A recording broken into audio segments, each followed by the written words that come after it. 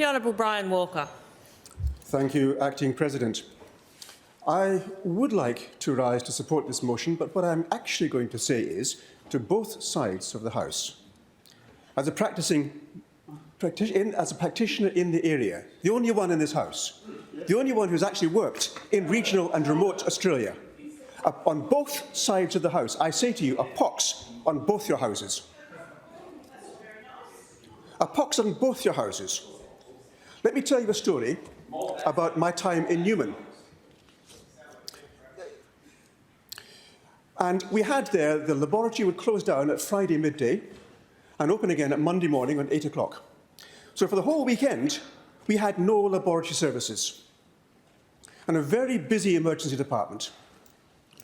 And we were sending about 2 patients a day on each weekend off to Port Hedland for conditions which might have been life-threatening.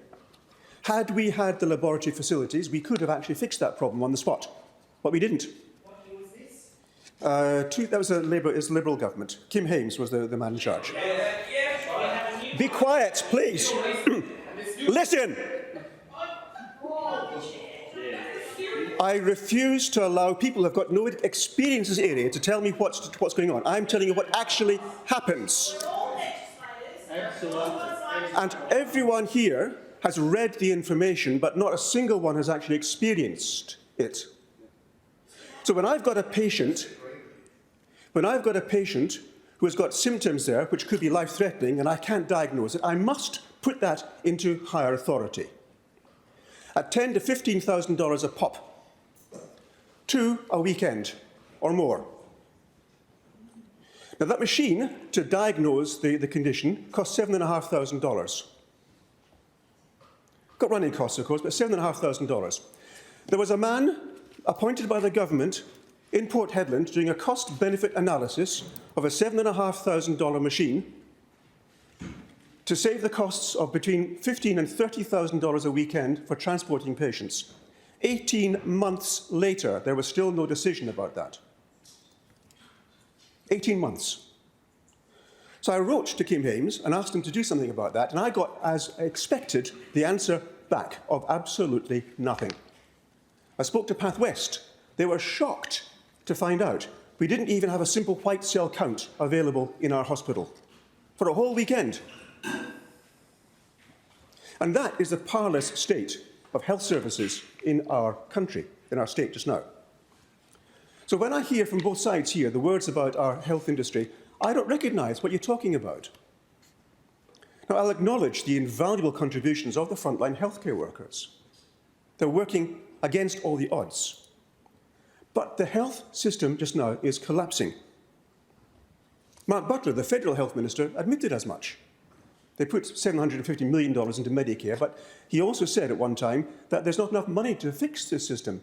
If you look at it from the point of view of costs, which are increasing, and the benefits which are decreasing, it's a business model which must fail.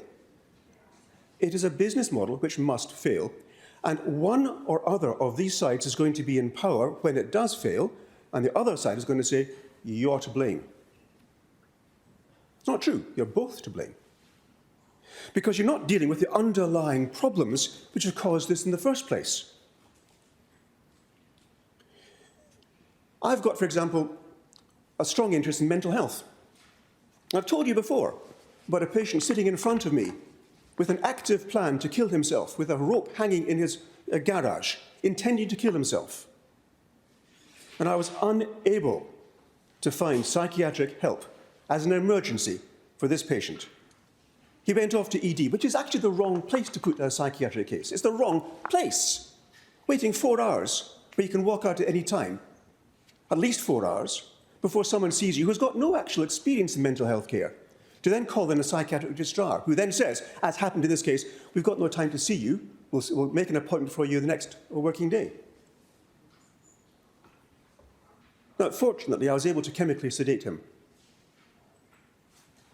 But that's the actual fact now of managing acute mental health cases. I have got patients just now, children with ADHD, who are waiting 18 months to see a psychiatrist. 18 months, during which their education has been primarily affected, to then get access to medication. They're a year and a half, 2 years behind their peers now. Will that not affect them for the rest of their lives? Yes, it will. And then, on top of all that, we now find that our juvenile criminals who are being... We just passed a bill recently allowing them to be released from custody into the care of the community with mental health services, which have not been funded, nor do we have the staff to manage that. And we passed that bill, knowing that we cannot actually meet the demands. And then we've now got impending the firearms legislation, which will demand a mental health check for 90,000 firearms holders. Where are we going to get the mental health capacity for that, let alone deal with the suicidal cases right now sitting in front of doctors and nurses? We don't. Now then, what we're dealing with actually is status quo thinking in bureaucracy. The health service bureaucracy, for example, this move of the hospital to a new site. There may be some doctors who support that move, but the vast majority do not. Those who do not support that are the ones who will care for the mothers and children. It's been printed.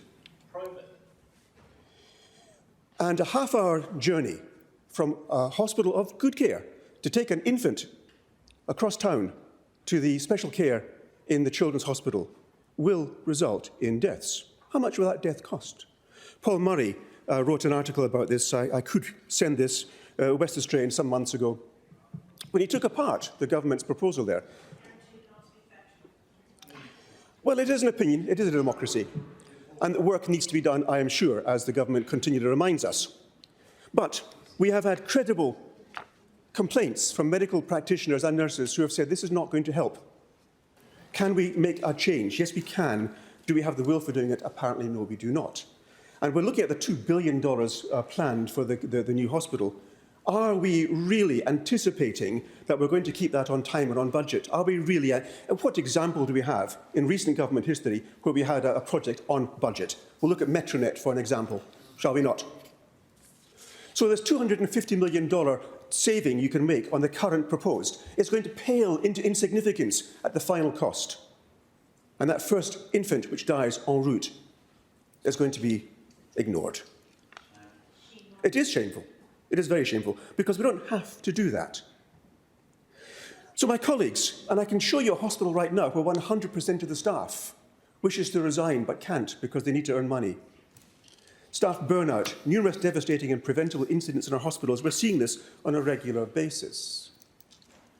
And the response of the bureaucrats in charge is to point the finger at the doctors and nurses and say, you failed, when in fact the system given to them has failed them. And they're trying to cope, working twice, 3 times as hard with decreased resources. We saw, as an example, in the first part of 2021, the idea of East Metropolitan Hospitals. We'll cut $10 million from the budget, and frontline services will not be harmed. That's an example of bureaucratic idiocy. And we, the healthcare workers of all shades, have to deal with this. So walk with me into such a place and listen to the conversations over coffee, when we can have a cup of coffee, and listen to what people are actually saying, because what we're actually saying is that we are exhausted. We are being beaten down by bureaucratic decision makers who don't have a clue what they're doing. For example, when they redeveloped the hospital where I was working and managed to put a door right between 2 lights, so we couldn't change the light, making it difficult for people to access different areas. And the costs, this is from the regional grant, the costs, quite a significant cost, 1/2 of that cost was spent on the advisors coming back again and again and again to revise their opinions and then to produce a product which didn't make actual sense. For example, the room where I was allocated a place to stay, I couldn't exit in an emergency if a patient was attacking me with a knife. The alarm was not reachable. The door was not openable immediately. I would have to pull it against the patient, putting my life at immediate risk. Now, it's not going to happen, of course, because the people I was dealing with would not hold a knife to my throat, as has happened in the past. But how do you know? Who planned that? Who got paid for that? Who thought it was okay to do that? Leaving people like myself exposed to risk, which is unnecessary. That's one example of many examples where our health service is being controlled by bureaucrats who sit at a table drinking their lattes and have no idea what actually goes on. That is one reason why people like myself are so despondent, and why I say once again, and this is to both sides of the House, a pox on both your houses.